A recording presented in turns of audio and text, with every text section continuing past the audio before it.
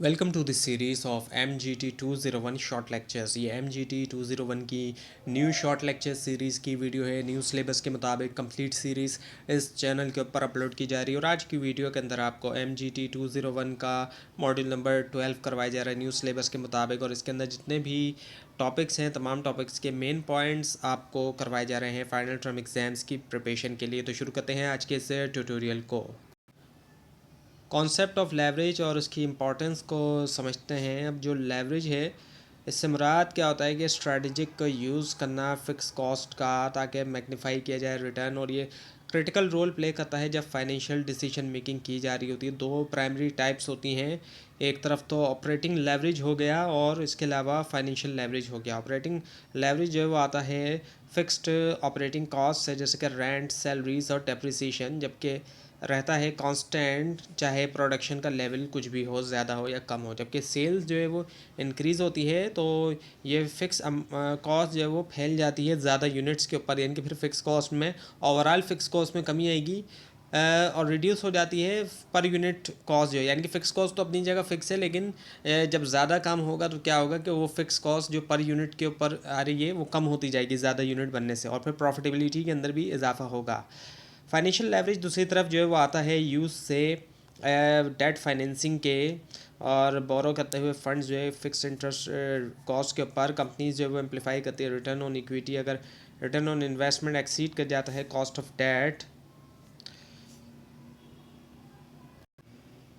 Example लें, अगर एक फर्म बोरो करती है इंटरेस्ट 8% इंटरेस्ट और अर्न करती है 15% ROI, शेयर होल्डर जो है उनको बेनिफिट होता है इन्हेंस्ड अर्निंग से। जबकि लेवरेज जो है वो इंट्रोड्यूस भी करता है रिस्क भी लेकर आता है। हायर कॉस्ट, फिक्स कॉस्ट का मतलब होता है ज़्यादा सेंसिटिविटी होना चेंजेस जो आती हैं सेल्स में या प्रॉफिटेबिलिटी में, और स्मॉल डिक्लाइन अगर आ जाता है रेवेन्यू में उससे डिसप्रोपोर्शनेट लॉसेस आते हैं। अंडरस्टैंड करना लेवरेज को हेल्प करता है मैनेजर्स को कि वो ऑप्टिमाइज़ करें कॉस्ट स्ट्रक्चर, प्लान करें ग्रोथ के लिए और असेस करें रिस्क एक्सपोजर। और रियल वर्ल्ड केसेस में जैसे कि कैपिटल इंटेंसिव इंडस्ट्रीज़ जहाँ पर कैपिटल का इस्तेमाल बहुत होता है मशीनरी वगैरह का, जैसे कि एयरलाइंस या यूटिलिटीज़, हमें दिखाती हैं कि हाई ऑपरेटिंग लेवरेज जो है सिग्निफिकेंट कॉस्ट फिक्स कॉस्ट की वजह से। Now the fix and variable cost. अब फिक्स और वेरिएबल कॉस्ट को समझते हैं। फिक्स कॉस्ट सिंपल सी बात है, वो एक्सपेंस होते हैं, वो कॉस्ट होती है जो कि फिक्स रहती है रिगार्डलेस के प्रोडक्शन वॉल्यूम। जितनी भी ज़्यादा प्रोडक्शन हो वो कॉस्ट वो एक्सपेंस अपनी जगह फिक्स रहेंगे। जैसे कि रेंट इसकी बहुत बड़ी एग्जांपल है। जो बिल्डिंग का रेंट है या किसी मशीनरी का रेंट है वो अपनी जगह पे फिक्स रहता है। इसके अलावा इंश्योरेंस भी है, और जो सैलरीड लेबर है, लेबर की जो सैलरी है वो भी फिक्स ही कंसिडर की जाती है। कुछ ओनर्स इस तरह की चीज़ ज़रूर हमारे यहाँ पे देखने में आता है कि कुछ ओनर्स ऐसा करते हैं कि वो सैलरी कट कर देते हैं जब उनको लॉस होते हैं, जब लेकिन जब प्रॉफिट होता है तो तब वो नहीं बढ़ाते। तो इस तरह की चीज़ें भी इलीगल होती हैं। तो लेबर सैलरी जो है वो फिक्स होती है, फिक्स उसको कंसिडर किया जाता है। और ये कॉस्ट आती हैं इवन के जब आउटपुट ज़ीरो हो, यानी कि ये तब भी पे करना है फर्म ने, फैक्ट्री ने, जब प्रोडक्शन नहीं हो रही तब भी करना है, और जो कि सिग्निफिकेंट फैक्टर बनाता है ऑपरेटिंग लेवरेज के अंदर। और जैसे कि एक कंपनी जो कि पे कर रही है $50,000 जो है मंथली रेंट, तो वो ये उसको ये कॉस्ट देनी पड़ेगी चाहे वो प्रोड्यूस करे 1000 यूनिट्स या एक भी यूनिट ना प्रोड्यूस करे वो। और इसी के मुकाबले में अब जो वेरिएबल कॉस्ट है अगर हम उसकी बात करें, ये तो फिक्स कॉस्ट तो अपनी जगह फिक्स है। अब ये ऐसी कॉस्ट होती है फ्लक्चुएट करती है प्रोडक्शन लेवल के साथ, जितनी ज़्यादा प्रोडक्शन होगी उतनी ज़्यादा ये कॉस्ट होगी। जैसे कि रॉ मटेरियल हो गया, अब रॉ मटेरियल जो है वो जो है वो वेरिएबल है। और डायरेक्ट लेबर हो गया, डायरेक्ट लेबर वो जो डायरेक्टली काम कर रहे हैं, जिनको पीस रेट के हिसाब से दिए जा रहे हैं कि इतना काम करोगे तो इतना मिलेगा, ये वो लोग होते हैं। तो डायरेक्ट लेबर की कॉस्ट हो गई या फिर जो रॉ मटेरियल की हो गई, ये जो है आ जाता है वेरिएबल कॉस्ट के अंदर। और हर यूनिट जो है वो रिक्वायर करता है, अगर सपोज़ करेंगे कि अगर हर यूनिट रिक्वायर करता है $30 जो है मटेरियल का प्रोड्यूस किया जा रहा है 10,000 यूनिट, तो नतीजा निकलता है कितना, $3 लाख जो है वेरिएबल कॉस्ट में। तो अंडरस्टैंड करना ये डिस्टिंक्शन ज़रूरी होता है कॉस्ट वॉल्यूम प्रॉफिट एनालिसिस के लिए और ब्रेक इवन कैलकुलेशन के लिए भी। अब फिक्स कॉस्ट क्रिएट करती है रिस्क, लेकिन एक अपॉर्चुनिटी भी होती है, क्योंकि प्रोडक्शन अगर ज़्यादा होगी तो पर यूनिट फिक्स कॉस्ट में कमी आती जाएगी और मार्जिन्स जो है उसमें इजाफा होगा, प्रॉफिट में इजाफा होगा। जबकि वेरिएबल कॉस्ट ऐसी है जो कि कांस्टेंट है, पर यूनिट के हिसाब से कांस्टेंट है और इंश्योर करती है प्रेडिक्टेबल इंक्रीमेंट एक्सपेंसेस। बिजनेसेस जो है वो एनालाइज करते हैं कॉस्ट बिहेवियर, ताकि प्राइसिंग सेट कर सकें और आउटपुट स्ट्रेटजीज भी। अब एक एग्जांपल लें तो एक कंपनी जो कि हाई फिक्स कॉस्ट के साथ जो है उसको बेनिफिट्स होता है जब सेल में इजाफा होता है, क्योंकि एडिशनल रेवेन्यू से डायरेक्टली कंट्रीब्यूट करता है वो प्रॉफिट में कवर होने के बाद variable cost. Now the contribution margin and its significance. अब कंट्रीब्यूशन मार्जिन रिप्रेजेंट करता है जो डिफरेंस होता है सेल्स रेवेन्यू और वेरिएबल कॉस्ट के साथ, जो कि सर्व करता है एक की मैट्रिक के तौर पर डिसीजन मेकिंग के लिए। और ये इंडिकेट करता है कि कितना रेवेन्यू अवेलेबल है कवर करने के लिए फिक्स कॉस्ट और प्रॉफिट जनरेट करने के लिए। एग्ज़ाम्पल लें तो अगर एक प्रोडक्ट सेल की जाती है $50 में और आती है $30 जो है वेरिएबल कॉस्ट में, तो जो कंट्रीब्यूशन मार्जिन बनता है वो बनता है $20 का। अब ये जो फिगर आई है ये हेल्प करती है मैनेजर्स को असेस करने में जो इम्पैक्ट होता है चेंजेस आने का सेल्स वॉल्यूम के अंदर प्रॉफिटेबिलिटी के ऊपर।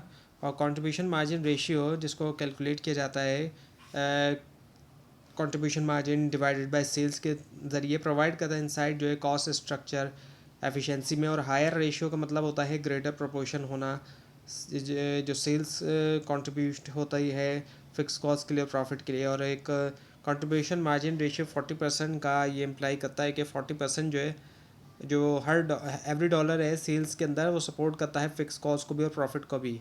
और ये मैट्रिक क्रूशल भी होता है ब्रेक इवन एनालिसिस के लिए, प्राइसिंग स्ट्रेटजीज़ और एवेल्यूएट करने के लिए न्यू प्रोजेक्ट्स। बिजनेसेस अक्सर यूज़ करते हैं कंट्रीब्यूशन मार्जिन ताकि प्रायोरिटाइज़ करें वो प्रोडक्ट्स और फोकस किया जाए इनके ऊपर हायर मार्जिन्स के साथ। और इसी के साथ साथ ये एनालिसिस हेल्प भी करता है डिटरमाइन करने में फिजिबिलिटी जो होती है प्रमोशनल कैंपेन्स की या डिस्काउंट्स की एस्टिमेट करते हुए उनके जो इफेक्ट होते हैं ओवरऑल प्रॉफिटेबिलिटी के ऊपर।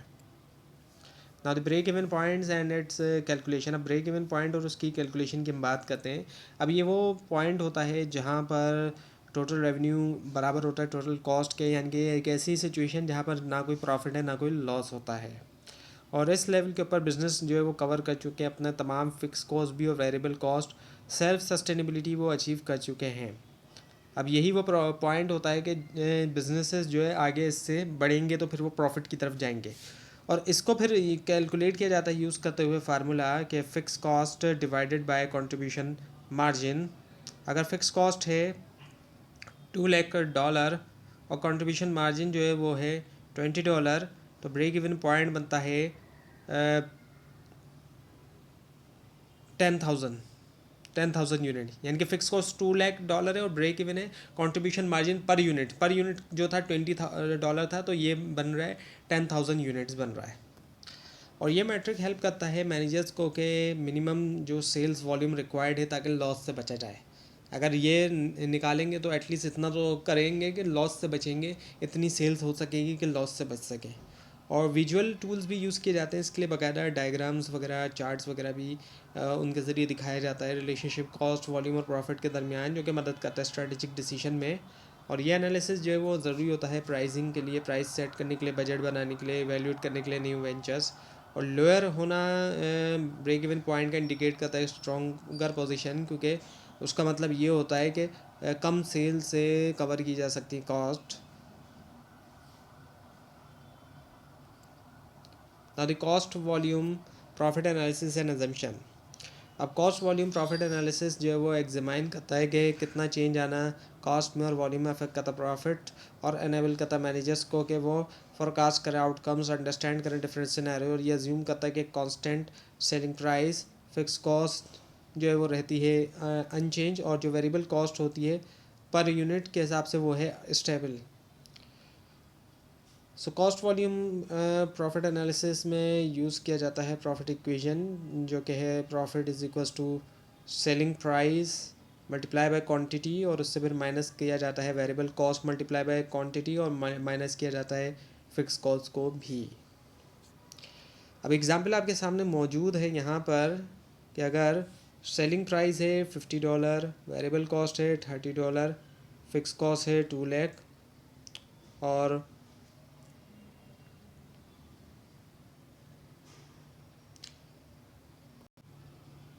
तो जो प्रॉफिट निकल रहा है 15,000 यूनिट्स पे वो निकल रहा है $1 लाख। तो कॉस्ट वॉल्यूम प्रॉफिट एनालिसिस जो है वो सपोर्ट करता है डिसीजंस जो है प्राइसिंग के, प्रोडक्ट मिक्स और जो यूटिलिटी कैपिटलाइजेशन है। Now the operating leverage and its impact. Operating leverage measure करता है कि कैसे सेंसिटिव ऑपरेटिंग इनकम जो है वो चेंज होती है सेल्स में, जो कि आती है फिक्स ऑपरेटिंग कॉस्ट। और हाई ऑपरेटिंग लेवरेज का मतलब होता है स्मॉल इंक्रीज़ होना सेल्स से, नतीजा निकलता है लार्ज इंक्रीज़ होना earning before interest and tax. और क्योंकि फ़िक्स कॉस्ट रहती है कांस्टेंट, जबकि रेवेन्यू जो है वो बढ़ता रहता है।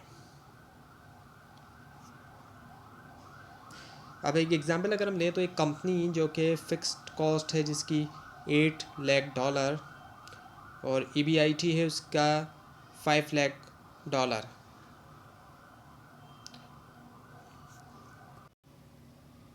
तो अब इसको कैलकुलेट कुछ इस फार्मूले के ज़रिए किया जाएगा जो आपके सामने यहाँ पर मौजूद है। EBIT प्लस फिक्स कॉस्ट और उसको डिवाइड किया जाएगा EBIT से। तो अब इसको जब आप फार्मूले के ऊपर रखेंगे इन वैल्यूज़ को तो आंसर आएगा 2.6। इसको आप करके देखिएगा, अगर कोई मिस्टेक हो तो ज़रूर हाईलाइट कीजिएगा। तो फिक्स कॉस्ट जैसे कि आपको बताया गया 8 लाख और जो EBIT है वो है 5 लाख। तो जब इनको फार्मूले पे हम रखेंगे तो वो 2.6, और ये जो है इंडिकेट करता है कि 10% इंक्रीज़ होना सेल्स में, उससे 26% इंक्रीज़ होता है EBIT में। और जो ये मैग्नीफाई करता है प्रॉफिट्स जो है ग्रोथ के दरमियान, और हाइटेन करता है रिस्क जो है डाउन टर्न के दरमियान, क्योंकि फ़िक्स कॉस्ट को लाजमी तौर पे पे किया जाएगा रिगार्डलेस के रेवेन्यू क्या है, मतलब रेवेन्यू जो भी हो लेकिन फ़िक्स कॉस्ट तो लाजमी देनी है। और इंडस्ट्रीज़ जैसे कि मैन्युफैक्चरिंग और एयर लाइन में वहाँ पर हमें दिखाई देती है हाई ऑपरेटिंग लेवरेज जो है सस्टेनेबल फिक्स कॉस्ट की वजह से। The financial leverage and share holder returns. Financial leverage reflect करता है जो यूज़ है डेट का, ताकि एम्पलीफाई किया जाए रिटर्न जो इक्विटी होल्डर्स के लिए। जब एक कंपनी बोरो करती है एक फिक्स इंटरेस्ट रेट के ऊपर जो है, तो कोई भी एक्सेस रिटर्न जो होता है इन्वेस्टमेंट के ऊपर कॉस्ट ऑफ डेट के ऊपर इंक्रीज़ करता है शेयर होल्डर की अर्निंग। तो अगर ROI जो है वो है 15% और डेट कॉस्ट है 8% और इक्विटी होल्डर जो है वो बेनिफिट हासिल करते हैं स्प्रेड से।